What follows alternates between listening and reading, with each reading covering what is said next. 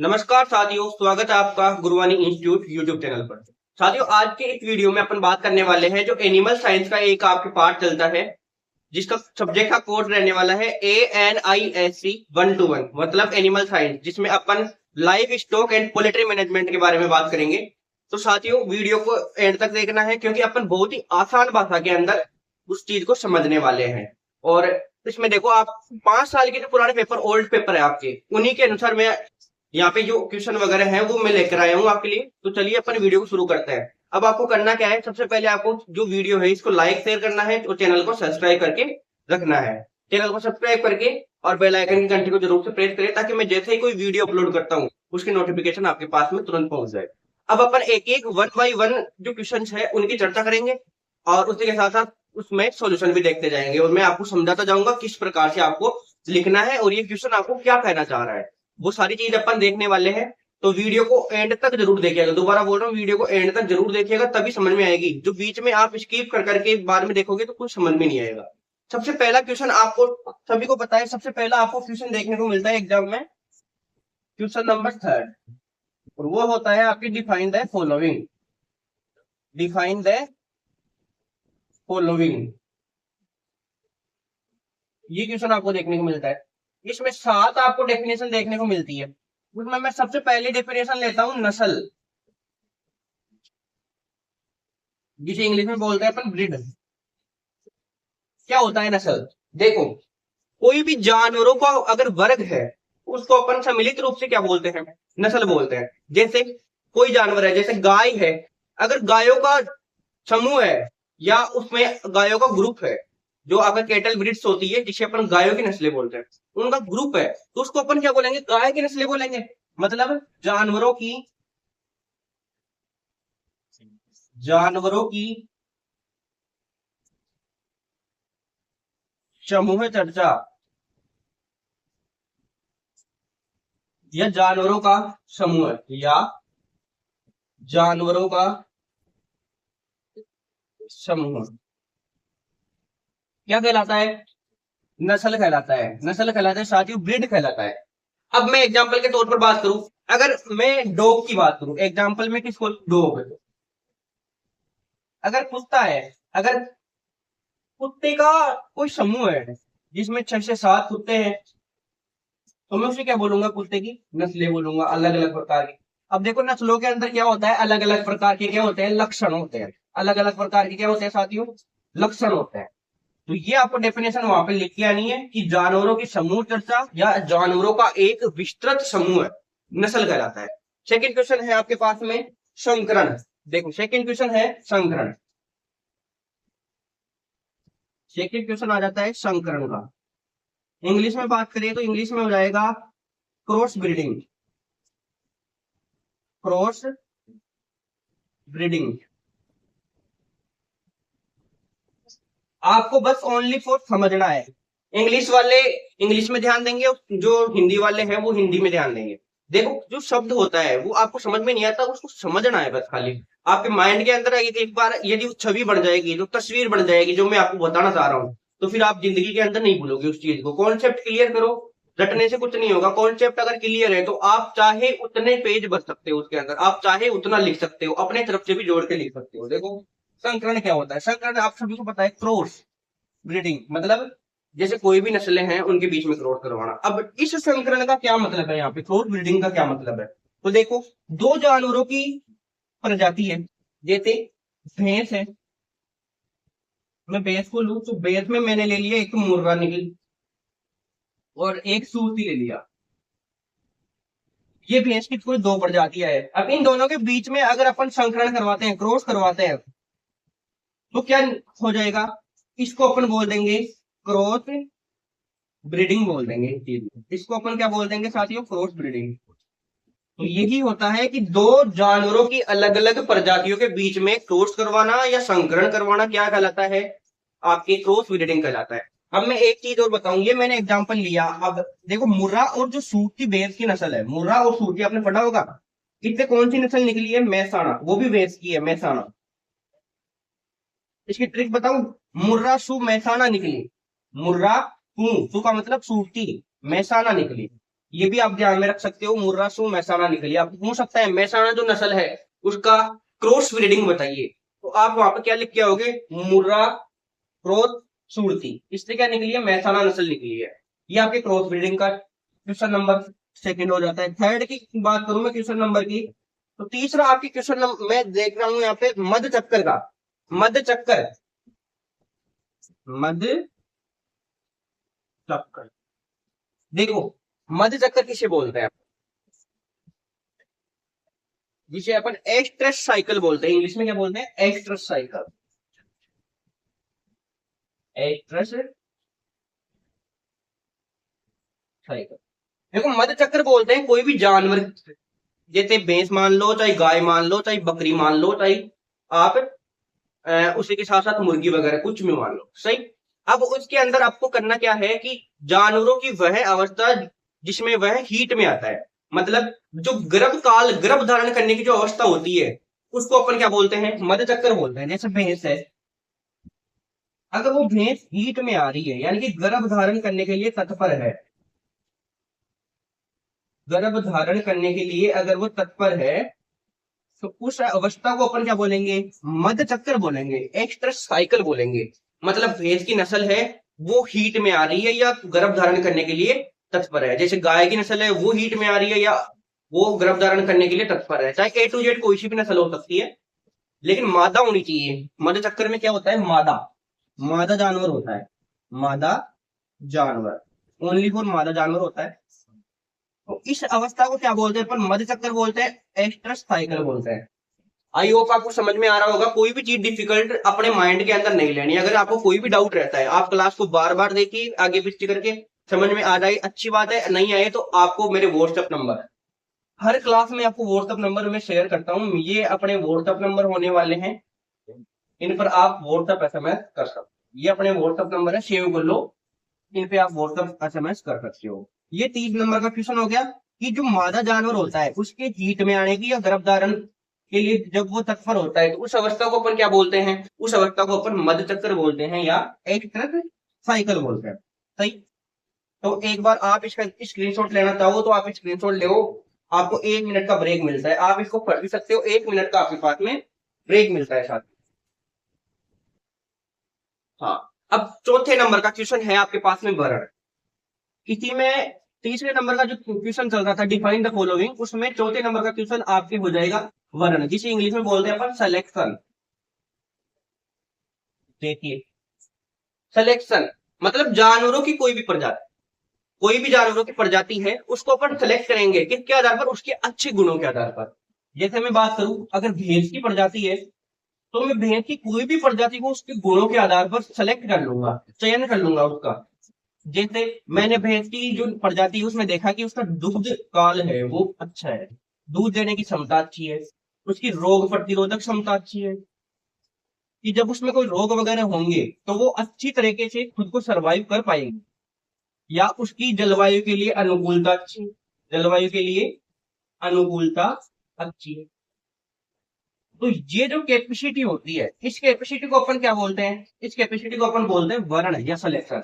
जैसे कोई भी जानवरों की प्रजाति है, अगर अपन उसमें अच्छे गुणों के लिए उसको सेलेक्ट करते हैं, अन्य जो किस्में होती है उससे अच्छे गुणों के लिए उसको सिलेक्ट करते हैं, तो उस चीज को अपन क्या बोलते हैं, वर्ण बोलते हैं या सिलेक्शन बोलते हैं। नेक्स्ट क्वेश्चन की अपन बात करते हैं, 5 नंबर का जो क्वेश्चन है, वो 5 नंबर का क्वेश्चन आपके रहने वाला है शुष्क काल, जिसे अपन ड्राई पीरियड बोलते हैं। क्या रहने वाला है, शुष्क काल का, शुष्क काल।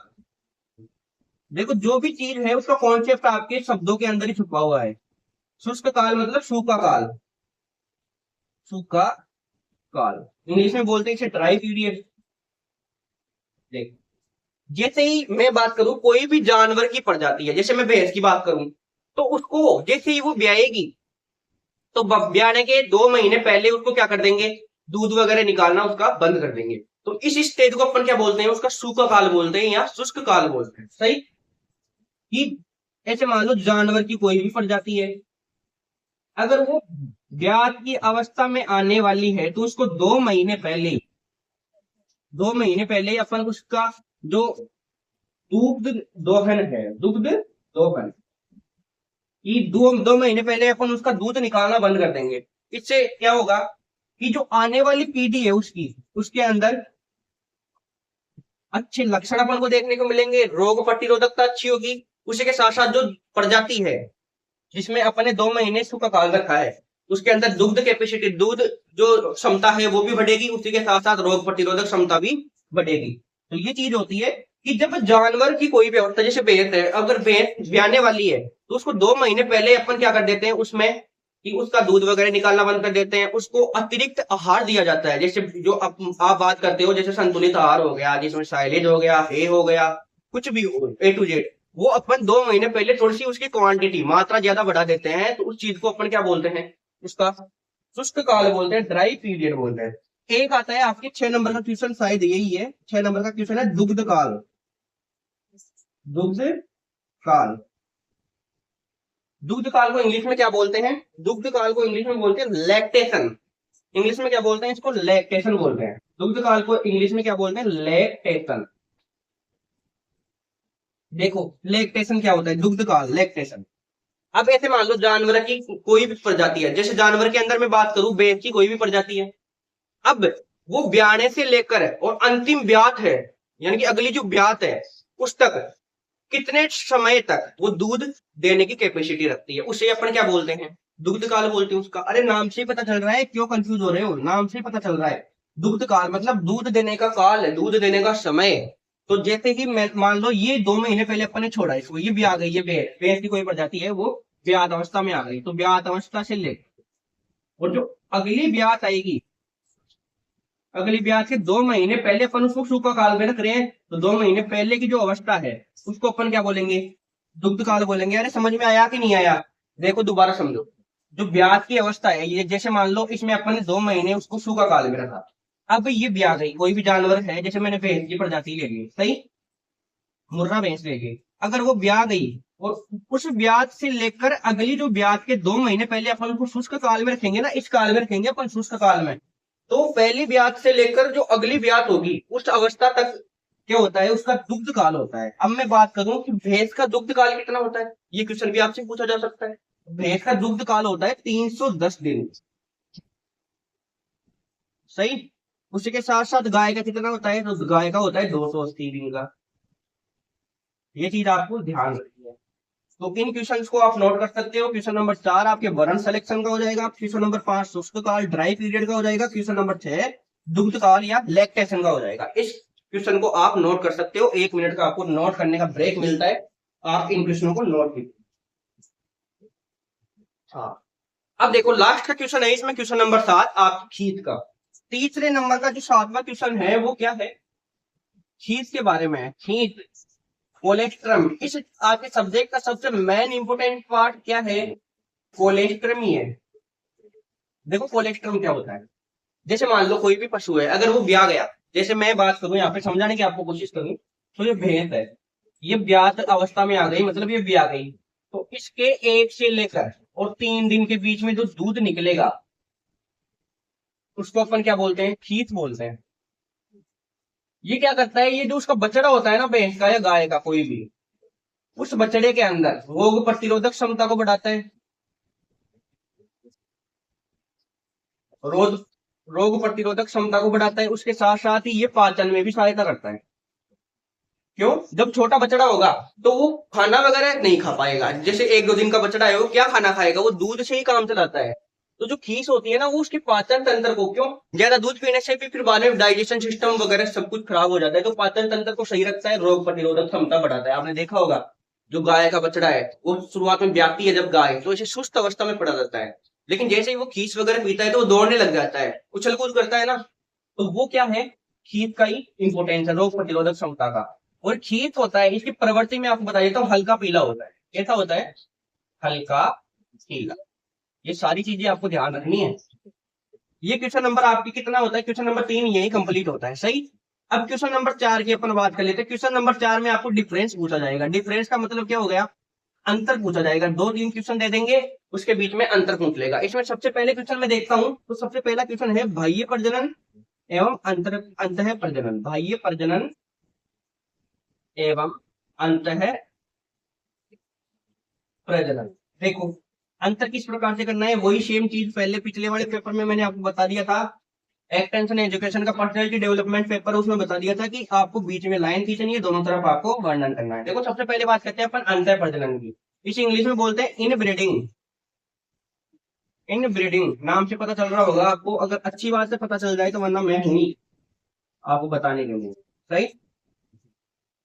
देखो इनब्रीडिंग का मतलब क्या होता है। इनब्रीडिंग का मतलब होता है कि जैसे ही कोई जानवर है, अगर उसके निकट संबंधियों से अपन संकरण करवाते हैं, जैसे ये कोई भैंस की प्रजाति है, यहाँ पे लिख देता हूं मैं, ये भैंस है। अगर इस भैंस का अपन क्रॉस उसके निकट संबंधी के अंदर कौन कौन आएंगे, उसके माता पिता से ही करवा दे, उसके भाई बहन से करवा दे, इनसे अगर निकट संबंधियों से करवाएंगे तो उसे अपन क्या बोलेंगे, इनब्रीडिंग बोलेंगे साथियों। क्या बोलेंगे, इनब्रीडिंग बोलेंगे। समझ में आया कि नहीं आया? कि जैसे कोई जानवर की प्रजाति है, उस जानवर की प्रजाति का अपन क्रॉस उसके निकट संबंधियों से करवा रहे हैं, उसमें उसके माता पिता हो सकते हैं, उसके भाई बहन हो सकते हैं, उसके चाचा वगैरह हो सकते हैं। ये पशुओं के अंदर भी ये चलता है। माता पिता होता है, जो मतलब भाई बहन होता है, चाचा वगैरह होता है, ये सारी पशुओं के अंदर भी चलता है बेटा। तो इनका ध्यान रखना है। इनब्रीडिंग के अंदर आपको क्या करना है कि जो कोई भी जानवर की प्रजाति है, उसका क्रॉस आपको उसके निकट संबंधियों से करवाना है। निकट संबंधी मतलब आसपास के संबंधियों से करवाना है। आउट ब्रीडिंग इसका उल्टा हो जाएगा कि जब कोई भी जानवर की प्रजाति है, अगर उसका क्रॉस अपन अन्य किसी जानवर की प्रजाति से करवाते हैं, जैसे आपने डॉक्टर को देखा होगा, अपने अपने घर पे डॉक्टर आता है, तो जो डॉक्टर आता है वो गाय तो चाहे गिर नस्ल की हो, लेकिन उसके जो सीमन लगाता है वो कौन से का लगाता है, मान लो होलिस्टिन फ्रीजियन का लगा दिया, तो ये क्या है, ये इसका निकट संबंधी थोड़ी हुआ। ये किस बेल का सीमन है, ये किसी को पता है क्या? नहीं है ना। तो ये किस में आता है, आपके आउट ब्रीडिंग में आता है। किस में आता है बेटा, आउट ब्रीडिंग में आता है। इससे आसान भाषा में आपको कुछ समझा भी नहीं सकता। बस आपको करना क्या है, आपको वीडियो को एंड तक देखना है, इस क्लास को एंड तक देखनी है, अच्छी तरीके से समझना है, खुद के माइंड सेट के अंदर अच्छी तरीके से बैठाना है इस चीज को, और उसी के साथ साथ याद करते जाना है। साथ साथ के साथ आपको याद करके जाना है। स्क्रीनशॉट आप साथ साथ ले, अच्छी तरीके से क्वेश्चन जो मैं बता रहा हूँ उनको लिखो, नोटबुक साथ में रखा करो। क्योंकि देखो जो लापरवाही करता है ना, टाइम भी उसके साथ लापरवाही करता है। जो टाइम के साथ लापरवाही करता है, टाइम उसके साथ लापरवाही करता है।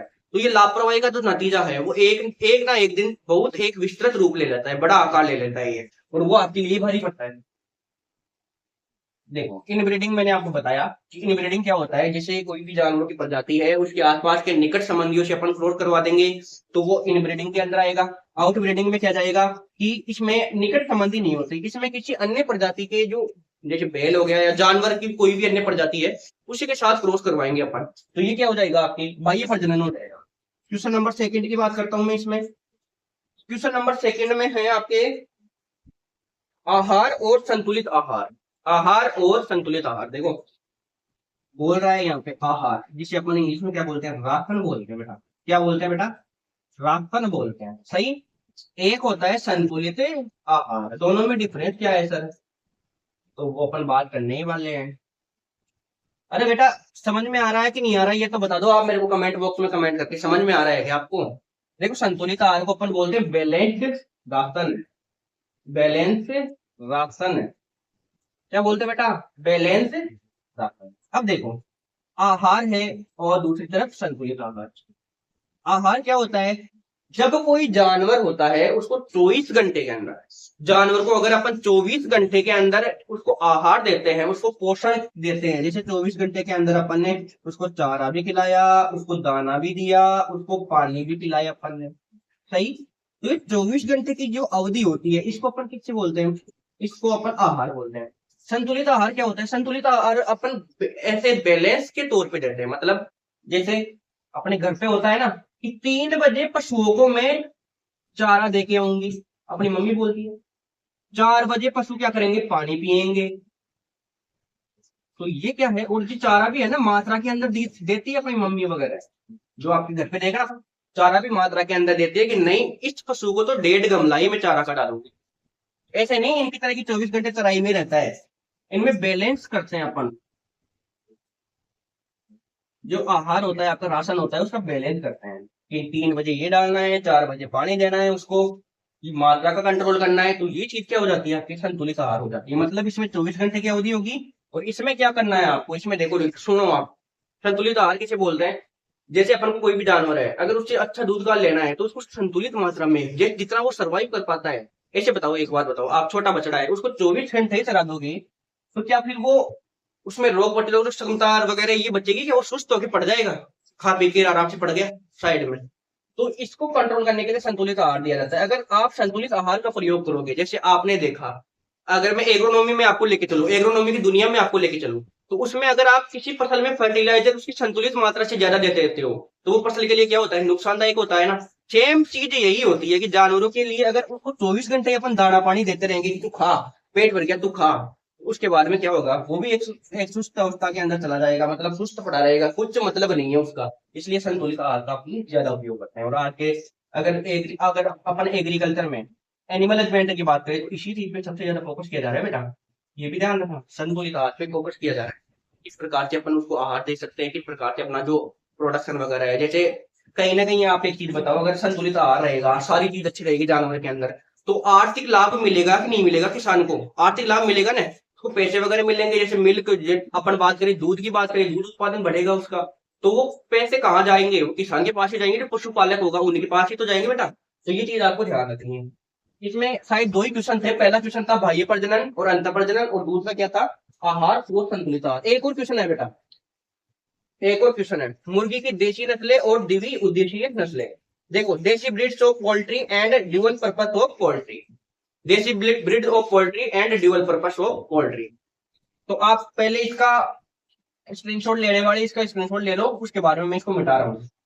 स्क्रीनशॉट लेने वाले ले लो, क्वेश्चन आपके पास में ये रहे, एक तो आहार और संतुलित आहार के बारे में, एक बाह्य प्रजनन अंत प्रजनन के बारे में, ये रखी इसका कोलेस्ट्रॉल। ये सारी चीजें आप नोट कर लो अच्छी तरीके से। ये चीजें शॉर्ट में मैंने बताई, ये चीज आपके काम में आएगी बेटा, ऐसे हल्के में मत लेना इन चीजों को, ये काम में आएगी आपके, नोट कर लो इनको। और उसके बाद में आपको 1 मिनट का ब्रेक मिलता है बेटा, 1 मिनट का आपको ब्रेक मिल रहा है, आप अच्छे से नोट करो इन चीजों को, बहुत काम की चीजें हैं। हाँ, अब देखिए साथियों, अब अपन बात करते हैं कि जो क्वेश्चन क्या कहना चाह रहा था अपना, 3 नंबर का क्वेश्चन था इसमें, और वो था कि एक तो देसी ब्रीड, देसी ब्रीड, और वो किसकी? पोल्ट्री की। और एक क्या था? Dual purpose breed, dual purpose breed. सही, मतलब एक तो देसी और एक द्विवीय उद्देशीय। देखो, द्विवीय उद्देशीय के अंदर क्या आएगा बेटा? मांस भी आएगा और अंडा भी आएगा। कॉन्सेप्ट समझना, इसमें क्या आएगा? ओनली अंडा उत्पादन आएगा। मुर्गी से तो अपन, सॉरी, मुर्गी से तो अपन को अंडा ही प्राप्त होता है, अंडा उत्पादन ही मिलता है। तो देशी जो किस्में होती है उनमें जो किसान वगैरह होते हैं, चाहे इनका जो मुर्गी पालक है वो हो गए, चाहे किसान वगैरह हो गए, अब वो क्या करेंगे? जो मेन पर्पस रहता है उनका, मेन उद्देश्य रहता है, वो क्या होता है? देशी जो नस्लें होती है उनमें क्या रहता है कि ओनली फॉर उनको अंडा उत्पादन करना है, मांस वगैरह से कोई मतलब नहीं है, अंडा उत्पादन करना है। तो इनका मेन पर्पस क्या होता है? अंडा उत्पादन करना, अंडा उत्पादन करना। उसी के साथ साथ जो स्थानीय या जो देशी नस्लें होती है उनमें रोग प्रतिरोधक क्षमता भी सबसे ज्यादा पाई जाती है, बजाय किसके? ड्यूअल पर्पस वाली पे। रोग प्रतिरोधक क्षमता क्या होती है? रोग प्रतिरोधक क्षमता मतलब जल्दी बीमार नहीं होती, ये क्या होती है? ज्यादा होती है। उसी के साथ साथ मैं बात करूं देसी ब्रीड्स की, तो देसी ब्रीड्स है इस जलवायु के लिए क्या होती है बेटा? अनुकूल होती है, ज्यादा अनुकूल होती है। अगर रोग प्रतिरोधक क्षमता कहीं ना कहीं ज्यादा है ना बेटा, तो ये मानकर चलो जलवायु के लिए क्या है? वो अनुकूल है। अंडा उत्पादन क्या होता है इनका? ज्यादा होता है। अंडा उत्पादन क्या होता है बेटा? ज्यादा होता है। अब बात करते हैं अपन ड्यूअल पर्पस वाले की। इसमें मेन मकसद, अपना मेन उद्देश्य क्या रहता है? मांस और अंडा उत्पादन दोनों रहता है। इसमें किसान को क्या होता है? लाभ प्राप्त होता है, अंडा भी जाएगा मांस भी जाएगा, तो लाभ प्राप्त होगा। सेकंड है कि जो रोग प्रतिरोधक क्षमता है वो क्या हो जाएगी? इसकी कम होगी, और उसके साथ साथ जलवायु के लिए भी कम अनुकूल होगी, यानी कि जल्दी बीमार हो जाएगी। और इसी के साथ साथ अंडा उत्पादन से ज्यादा होता है, तो इसमें मांस और अंडा दोनों का उत्पादन कितना होता है? ज्यादा होता है। दोनों का उत्पादन क्या होता है बेटा? ज्यादा होता है। समझ में आई कि नहीं आई? सारी चीजें तो मैं बता रहा हूँ, समझ में आई क्या? अब देखिए क्वेश्चन नंबर आपका 4 यही कंप्लीट होता है, डिफरेंस वाला क्वेश्चन यही कंप्लीट होता है। इसका स्क्रीनशॉट ले आप, स्क्रीनशॉट जो है वो साथ साथ लेते रहो बेटा। देखो, कहना क्या चाह रहा हूं मैं, उस चीज को समझना। मैं कहना चाह रहा हूँ कि आप नोट साथ साथ बना के रहो। अब मैं नोट्सों के लिए बार बार क्यों चिल्ला के बोल रहा हूँ आपको? मैं नोट्सों के लिए इसलिए बोल रहा हूँ कि आप जो नोट्स बनाओगे ना, ये शॉर्ट नोट, कि दूसरों के लिए तो कचरा है बेटा, लेकिन आपको एग्जाम के टाइम पर अच्छे नंबर इन्हीं से मिलेंगे और कहीं से नहीं मिलेंगे। आप एग्रोनॉमी का पेपर है, हॉर्टिकल्चर पढ़ के जाओगे, मिलेंगे क्या नंबर? नहीं मिलेंगे। तो ये जो चीज है जो मैं बता रहा हूँ शॉर्ट चीज के अंदर, इन चीजों को आप साथ साथ नोट करते रहिए करो, कोई दिक्कत नहीं है। आप कितना टाइम लगेगा? आधे घंटे की आपकी क्लास है, 15 मिनट आपको लिखने में लगते हैं, 45 मिनट का टाइम लग गया, 45 मिनट में आपका पूरा सिलेबस वगैरह सब कुछ कवर हो रहा है, तो क्या दिक्कत है आपको? दिक्कत है क्या? तो इस चीजों को आप नोट करो बेटा, ये चीज छोटी छोटी चीजें है ना, ये जीवन के अंदर उतारा करो। हाँ बेटा, देखो अब अपन क्वेश्चन नंबर 5 की बात करते हैं। क्वेश्चन नंबर 5 में सबसे पहला है, आपको क्वेश्चन नंबर 5 में शॉर्ट नोट देखने को मिलेगा। क्वेश्चन थोड़े लंबे आ गए हैं इसलिए पढ़ने में दिक्कत होगी, तो मैंने नोटबुक साथ ही उठा ली है। क्वेश्चन नंबर 5 देख सकते हो, सोल्यूशन वगैरह नहीं है यहाँ पे, कोई भी मन से सब कुछ बता रहा हूँ, अच्छे तरीके से समझ में भी आ रहा है आपको। देखो क्वेश्चन नंबर 5 में आपको शॉर्ट नोट्स मिलेंगे। क्या मिलेंगे बेटा? शॉर्ट नोट्स का क्वेश्चन मिलेंगे। सबसे पहला क्वेश्चन यहाँ पे दिया गया है कि भारतीय गोवंश की नस्लों का उनकी उपयोगिता के आधार पर वर्णन कीजिए। देखो भारतीय गोवंश के बारे में पूछा है, भारतीय गोवंश मतलब गाय के बारे में पूछा है, और गाय के बारे में पूछ क्या रहा है कि उनकी उपयोगिता के आधार पर, उनकी क्या बतानी है? उनकी उपयोगिता आपको बतानी है, साथ में क्या बतानी है बेटा? उपयोगिता बतानी है। और कितने नस्लों की बतानी है? 2 नस्लों की बतानी है, और नाम सहित वर्णन पूछ रहा है, नाम सहित वर्गीकरण। तो गाय की 2 नस्लें मैं आपको बता देता हूँ, गिर हो गई और साहिवाल हो गई। उपयोगिता बता देता हूँ, दोनों ही क्या है, दूध उत्पादन के लिए सबसे ज्यादा बेटर है। उसी के साथ साथ आप और उपयोगिता बता सकते हो कि इसके जो बैल होते हैं वो कृषि कार्य के लिए अच्छे होते हैं। आपको नस्लें मतलब कुल मिलाकर नस्लें आपको पढ़ के जानी है। सेकंड क्वेश्चन की बात करता हूँ, इसमें चीज का महत्व है। ये लो आ गया ना, कोलेस्ट्रम का इंपोर्टेंस क्या है, चीज का महत्व है। थोड़ी देर पहले मैंने आपको बताया था कि जो बछड़े होते हैं, नवजात जो शिशु होते हैं, मतलब बछड़े होते हैं, नवजात बछड़े, वो क्या करते हैं, खीस को पीकर अपनी उसमें रोग प्रतिरोधक क्षमता को बढ़ाते हैं, डाइजेशन जो सिस्टम है वो भी उनका अच्छा होता है, पाचन तंत्र। उसी के साथ साथ जो मतलब बोल सकता हूँ कि उनकी पाचन क्रिया अच्छी होगी, संतुलित आहार उनको मिल जाएगा शुरुआत के अंदर ही। ये चीज आपको इसमें दिखनी है। तीसरा नंबर का है, गाय व भैंस में कृत्रिम गर्भाधान को समझाइए। तीसरा क्वेश्चन क्या है, गाय और भैंस में कृत्रिम गर्भाधान को, गाय व भैंस में कृत्रिम गर्भाधान, कृत्रिम गर्भाधान तो समझेंगे। अब देखो इसमें करना क्या है आपको, तो कृत्रिम गर्भाधान आजकल जो भी अपन यंत्र वगैरह काम में लेते हैं ना, किसी गाय या भैंस की नस्ल को गर्भित करवाने के लिए, तो उनके बारे में आपको बताना है। नेक्स्ट है पशु पहचान के तरीके। देखो पशु के टैगिंग का जो मतलब आइडेंटिफिकेशन, सॉरी, पशु पहचान के तरीके, पशु पहचान के तरीके, पशु पहचान के क्या तरीके। जैसे आपने देखा होगा सुअर के अंदर गर्म करके जो लोहे की परत होती है उसको गर्म करके ऐसे उनके ऊपर सुअर की जो चमड़ी होती है उसके ऊपर लगाया जाता है, जिससे एक टैग बन जाता है। टैगिंग वगैरह हो गया, कलर्स कर देते हैं अपन, बेडो को कलर करते हैं ना, वो सारी पहचान के क्या होते हैं, तरीके होते हैं। नेक्स्ट है white leg horn, white leg horn, white leg horn, ये मुर्गी की नस्ल है। इस मुर्गी की नस्ल के बारे में आपको टिप्पणी पूछा है, तो मुर्गी की नस्ल में व्हाइट लेग हॉर्न को अच्छे से आप पढ़ के जाना। नेक्स्ट क्वेश्चन है 6 नंबर का, 6 नंबर का क्वेश्चन है, यही लिख देता हूं मैं, क्वेश्चन क्वेश्चन लिख लो आप, समझ लिया।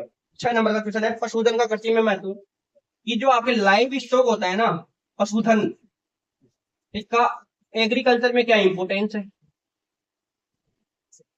एग्रीकल्चर में क्या इंपोर्टेंस है, और आर्थिक विकास में क्या इंपोर्टेंस है। आर्थिक विकास में देखो समझने की कोशिश करना कि जो आपका पशुधन है जैसे गाय भैंस भेड़ बकरी, इसका एग्रीकल्चर में क्या उपयोग है, उसी के साथ साथ आर्थिक विकास में।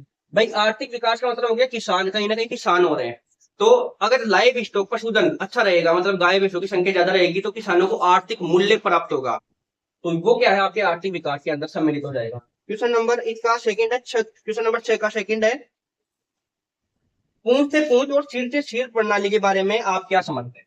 देखो एक प्रणाली चलती है पूंछ से पूंछ, पूंछ से पूंछ और सिर से सिर, सही, यानी कि टेल टू टेल और हेड टू हेड, ये प्रणाली है। इसमें क्या करते हैं बेटा, देखो समझने की कोशिश करना आप। ये कोई चारा खिलाने की उनकी बेड हो गई पशुओं की। अब इसमें पशुओं को कैसे बांधा जाता है, देखो इसमें पशुओं को कैसे बांधा जाता है, ये पशु एक हो गया, ये पशु 2 हो गया, ये 3 हो गया। अब पूंछ से पूंछ में क्या करेंगे, इस पशुओं को इस वाले चारे में लगा देंगे, इस वाले जो बेड है उसमें लगा देंगे। अब इस पशु की पूंछ आ गई इधर, और इधर इस पशु की पूंछ आ गई, तो ये क्या कौन सी प्रणाली हो गई, पूंछ से पूंछ विधि हो गई। सिर से सिर में क्या करते हैं, सिर से सिर में करते हैं कि ये कोई बेड हो गई 2। अब क्या करेंगे, पशुओं को इधर लगा देंगे, ये 3 पशु इधर बांध दिए, 3 पशु ही इधर बांध दिए। तो आपस में क्या हो रहा है, मुंह से मुंह टच हो रहा है कि नहीं हो रहा, हो रहा है ना बेटा। तो ये क्या होगी, सिर से सिर विधि हो गई। सिर से सिर विधि के अंदर क्या होता है कि इसमें जो रोगों का संचरण है वो ज्यादा होता है। अगर एक कोई जानवर है उसके अंदर अगर रोग हो गया तो वो मुंह के द्वारा दूसरे के अंदर फैल जाएगा। तो ये चीज होती है, ये चीज सारी आपको पढ़ के जानी है। नेक्स्ट एंड फाइनल 7 नंबर का क्वेश्चन है बेटा। कौन से नंबर का, 7 नंबर का क्वेश्चन है। 7 नंबर के क्वेश्चन में सबसे पहले है कि दूध दोहने की विधियों का वर्णन कीजिए। तो दूध आप दोहते हो, मतलब दूध निकालने की विधियां, दूध निकालने की विधियां, दूध निकालने की विधियां, इनका आपको वर्णन करना है बेटा, सही। और इनका दूध उत्पादन में क्या महत्व है, वो सारी चीज आपको देख लीजिए। नेक्स्ट साइलेज क्या है, साइलेज के बारे में टोटल आपको पढ़ के जाना है। क्वेश्चन में आपको सुना देता हूँ अच्छे से। साइलेज क्या है, इसके बनाने के लिए 4 फसलों के नाम लिखिए। अच्छी साइलेज के गुणों का वर्णन कीजिए कि साइलेज के अच्छे गुण क्या क्या होते हैं, और साइलेज बनाने के तरीकों का वर्णन करना है आपको, सही। क्वेश्चन नंबर 3 है कि भैंस या गाय की निम्न नस्लों के बारे में आपको वर्णन करना है। देखो गाय और भैंस की नस्लें में बता देता हूँ, उनके बारे में आपको अच्छे से पढ़ के जाना है। सबसे पहला आप भैंस की नस्लों में देखो, मुर्रा के बारे में आपको पढ़ के जाना है, मेहसाणा के बारे में आपको पढ़ के जाना है, और सूरती के बारे में पढ़ के जाना है। इन 3 के बारे में तो आपको याद होना ही चाहिए। गाय की नस्लों की बात करूं तो गाय की नस्ल में सबसे पहला क्या आ जाएगा, गिर आ जाएगा बेटा, गिर, साहिवाल और थारपारकर। इन नस्लों के बारे में पढ़ के जाना है। यही क्वेश्चन आपके कंप्लीट होते हैं। गेस पेपर जो आप गेस पेपर बोल सकते हो, चाहे ओल्ड पेपर सॉल्यूशन बोल सकते हो, चाहे वन शॉट क्लास इसको बोल सकते हो, पूरा सिलेबस आपका इसमें कवर हो गया बेटा। तो सेम इसी तरीके से जो अगले नेक्स्ट पेपर आपके एग्जाम में लगने वाले हैं उनका सोल्यूशन अपन करवाने वाले हैं। तो चैनल को आपको सब्सक्राइब करना है, वीडियो को लाइक शेयर करना है, सभी दोस्तों के पास में आपको शेयर करना है, और क्लास को एंड तक आपने देखा हो तो उसके लिए आपको बहुत बहुत धन्यवाद। ये चीज आपकी माइंड के अंदर उतार लेना बेटा, ऐसा आपको कोई भी नहीं समझाएगा, एक एक चीज को खोल खाल के कोई नहीं समझाएगा बेटा। अगर आपको समझ में आ गई ना तो ये मान के चलो आप एग्जाम के अंदर अच्छा स्कोर कर सकते हो। तो मिलेंगे नेक्स्ट वीडियो के अंदर, तब तक के लिए अपना प्यार और सपोर्ट ऐसे ही बनाए रखें। धन्यवाद।